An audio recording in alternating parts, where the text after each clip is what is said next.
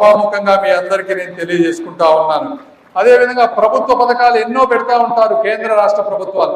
అవన్నీ మీకు తెలియకపోవచ్చు, కొంతమంది చెప్పకపోవచ్చు. ఈ టీవీల ద్వారా కేంద్ర రాష్ట్ర ప్రభుత్వ పథకాలు ప్రతి ఇంటికి ఏవి అవసరం అవన్నీ మీరంతటా మీరుగా ఓపెన్ చేసుకొని నేర్చుకునేటువంటి సదుపాయం కూడా ఈ టీవీ కనెక్షన్స్ ద్వారా ఉంటుంది. ఒకవేళ మీ పిల్లలు కానీ ఎవరైనా దేశ విదేశాల్లో నుంచి వచ్చి మీ ఇంట్లో ఉండి ఇక్కడ నుంచి వర్క్ చేసుకోవాలనుకుంటే మీ ఇంట్లో ఒకవేళ ఇంటర్నెట్ సదుపాయం లేకపోయినా సమృద్ధి గ్రామంలో ఫ్రీ వైఫై, ఫ్రీ కాదు, ఒక వైఫై ఎప్పుడు పనిచేసేటువంటి కనెక్షన్ ఒకటి ఉంటుంది. అక్కడికి వచ్చి వాళ్ళు కూర్చొని పనిచేసుకునేటువంటి సదుపాయం కూడా ఉంది.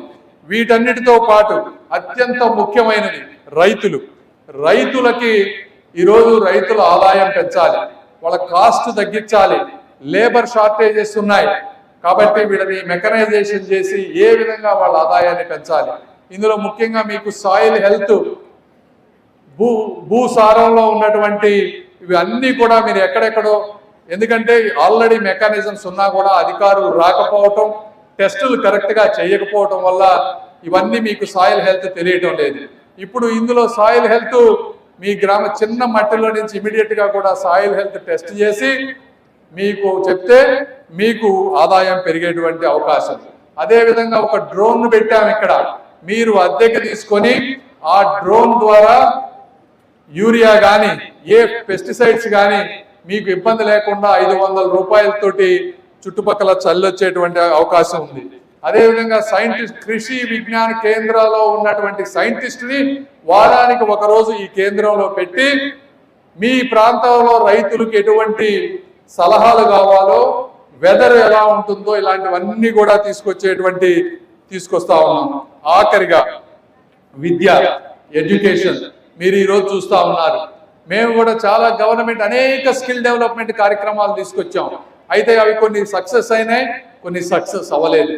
సక్సెస్ ఎందుకు అవ్వలేదు అంటే ఈ గ్రామాల్లో ఉన్నటువంటి పిల్లల్ని తల్లిదండ్రులు పట్టణాలకు పంపించలేనటువంటి పరిస్థితి, ఆ నమ్మకం లేనటువంటి పరిస్థితి. కాబట్టి ఈ స్కిల్ డెవలప్మెంట్ ఏవైతే చిన్న చిన్న కోర్సులు ఉన్నాయో, అదేవిధంగా వేసవి కాలంలో పిల్లలు స్కూల్ లేనప్పుడు పాడైపోకుండా 1 గంట 2 గంటలు ఆ డెవలప్మెంట్ సెంటర్కి వెళ్తే చిన్న చిన్న కోర్సులు, ఇవన్నీ నేషనల్ స్కిల్ డెవలప్మెంట్ ఇన్స్టిట్యూట్ తోటి టైఅప్ అయి ఒక మంచి ఫ్యూచర్లో కావాల్సినటువంటి కోర్సులు అన్నిటినీ కూడా ఆ కంప్యూటర్స్ లో పెట్టాం.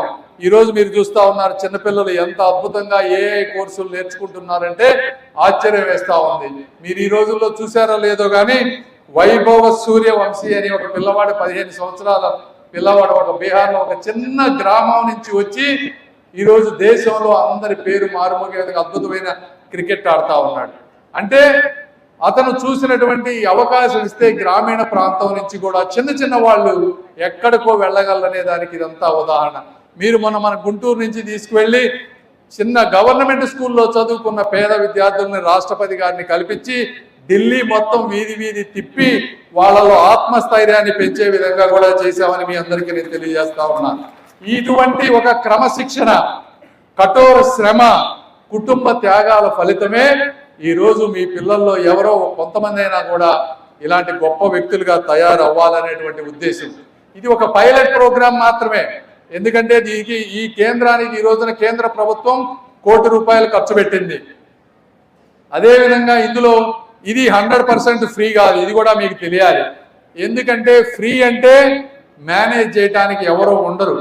దీంట్లో ఒక 6-7 ఒక నర్సుకి డ్రోన్ ట్రైనింగ్ ఇచ్చే వాళ్ళకి ఒక 6-7 మందికి ఉపాధి కలుగుతుంది. అంటే నెలలో వాళ్ళకి కనీసం 15-20 వేల రూపాయల జీతం ఇవ్వాలి. మీరు వెళ్ళినప్పుడు ఆ పనులు చేయాలంటే 1,20,000 నుంచి 1,50,000 రూపాయలు ఖర్చు అవుతుంది దాన్ని మేనేజ్ చేయాలంటే.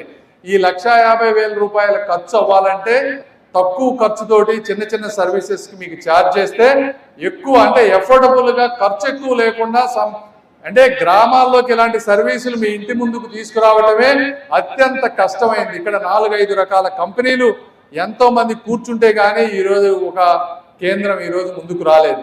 కాబట్టి వాళ్ళు కూడా బాగుండాలి అంటే కొంత ఛార్జ్ చేయాలి. మినిమం ఛార్జెస్తో దీన్ని ముందుకు తీసుకువెళ్తాం. వచ్చే 2 సంవత్సరాలు ఈ మిషన్లు పెట్టుకున్న వాళ్ళు కానీ వాళ్ళకి కానీ ఎక్కడన్నా నష్టం జరిగితే కేంద్ర ప్రభుత్వం ప్రతి సంవత్సరం 10 లక్షలు వాళ్ళకి వయబిలిటీ గ్యాప్ అని నెక్స్ట్ 2 సంవత్సరాలకి 20 లక్షలు ఇస్తుంది. ఇచ్చిన ₹1 పెట్టుబడితో పాటు 20 లక్షలు వాళ్ళకి ఇచ్చి 2 సంవత్సరాల్లో ఇంకా కొత్తవి మనం మీకు ఏ సర్వీసెస్ కావాలి, మీకేమన్నా ఏటీఎం మెషిన్స్ కావాలా, లేకపోతే ఈ ఛార్జింగ్ మెషిన్స్ కావాలా, ఇలాంటివి ఏమన్నా ఇంకేమన్నా ఫార్మింగ్ చేసుకోవడానికి ఎక్విప్మెంట్, ఇవన్నీ పెట్టి ఇంకా దీన్ని కరెక్ట్గా పైలట్ ప్రోగ్రామ్ని పకడ్బందీగా తీసుకువెళ్ళి ఇది గనక సక్సెస్ అయితే దేశవ్యాప్తంగా ప్రతి గ్రామంలో కూడా ఇలాంటి సమృద్ధి కేంద్రాన్ని ముందుకు తీసుకువెళ్ళాలి అనేటువంటిది మా ముఖ్య ఉద్దేశం.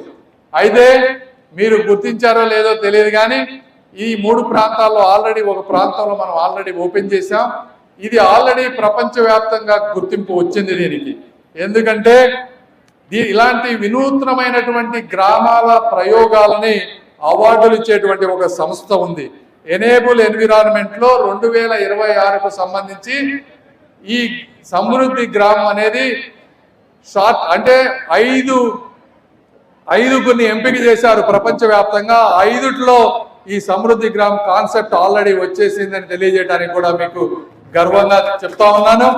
ఈ 5లో కూడా నాకు నమ్మకం ఎట్టి పరిస్థితుల్లో మనమే నంబర్ 1 కూడా అవబోతా ఉంది. ఎందుకంటే 9వ తారీఖు రిలీజ్ చేస్తారు. ఆ రిలీజ్ చేసిన రోజు మీకు ఆ రికార్డు తెలుస్తుంది అని తెలియజేసుకుంటూ,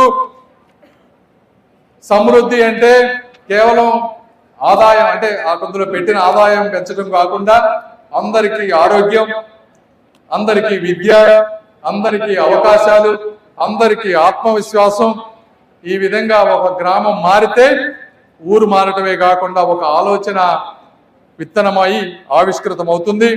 ఎందుకంటే పల్లెలు బతకాలి, పల్లెలు బతికితే పచ్చదనం బతుకుతుంది, పచ్చదనం బతికితే భావితరాలు బతుకుతాయని తెలియజేసుకుంటూ, గ్రామోదయం ద్వారానే భారతోదయం సాధ్యం అవుతుందనే సంకల్పంతో ఈ నారా కోడూరు నుంచి ప్రారంభమైనటువంటి ఈ సమృద్ధి యాత్ర వికసిత్ భారత్ 2047 లక్ష్య సాధనలో ఒక స్ఫూర్తిదాయక అధ్యాయంగా నిలవాలని ఆకాంక్షిస్తూ అన్ని గ్రామాలకు ఇది మార్గదర్శకంగా ఉండాలని కోరుకుంటూ, ఈ కార్యక్రమాన్ని ఎంత విజయవంతం చేసినటువంటి వ్యక్తులు చాలా మంది ఉన్నారు, వాళ్ళ కృతజ్ఞతలు చెప్పాలి. ఎందుకంటే మొట్టమొదటిగా ఈ గ్రామానికి ఇక్కడికి రావడానికి 10 లక్షల రోడ్డు వచ్చే విధంగా సహకరించిన మీ ఎమ్మెల్యే గారికి, అధికారులకు, దీనికి 3 ఫేజ్ ఎలక్ట్రిసిటీ కావాలి, 3 ఫేజ్ ఎలక్ట్రిసిటీ తెప్పించినటువంటి అధికారులకు, ఎమ్మెల్యే గారికి, ఇలా అన్ని రకాల కోఆర్డినేషన్ చేసుకొని నిరంతరం సహకరిస్తూ మీకోసం పరితపిస్తున్న మీ ఎమ్మెల్యే గారికి, అధికారులకు,